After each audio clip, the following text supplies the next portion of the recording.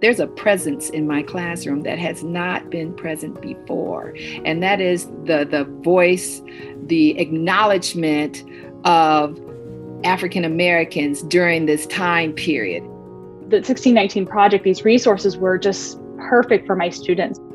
That book, Born on the Water, specifically is a call to action in that way, that if we find ourselves in that upward curve, what can we do to contribute to the light? And the fact that students are really highlighting that part, I think, is an invitation into that work, to be part of that work. I got very emotional when I read that book for the first time.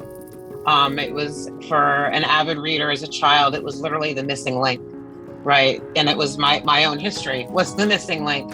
I always urge pre-service teachers to think about who they're fighting for. Who are they doing this for? Because if you know that your students are connecting to this material, if you know your students are asking questions and this is addressing things for them that have never been addressed before, that's what matters. How does that change? How does that transform not only how we think about and understand the past, but how might that also change how we think about our present and our future? And we talked a lot about wanting to make sure we did not start on the slave ship, but that we showed who these people were. I feel like we're going back to like the origins of like the Black joy that we always talk about. And ultimately, all of the amazing and influential and innovative and ingenious people that came from this moment of struggle. And the preface in particular helped my students think about the purposes of history, who writes it, and recognizing those in positions of power, control how we remember the past. And it really completely changed the way that they think about history and this country. The more we have different perspectives represented, and the more we listen to one another, the more powerful we're going to become as a group of people and as Americans.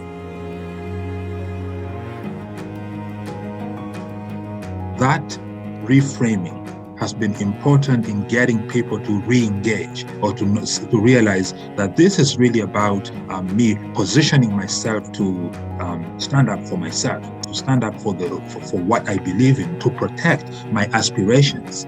So now you have the knowledge, you have the desire to learn more, you have that natural desire for justice. What will you do with that going forward? Just rip the Band-Aid, just start, and you'll figure things out. The center was great with providing us all of the resources. The purpose of sort of sustaining the program and doing it year over year is that we continue to build on. We didn't have all the answers. This was our first time bringing in this unit. This topic was new for many teachers and students and families. So being ready to answer questions and accepting that everybody was going to take in this information differently.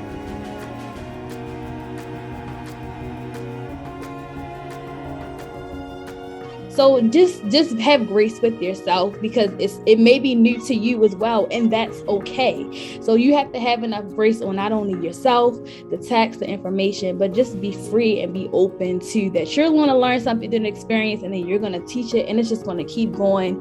And you're starting a legacy yourself of something that has never been done before.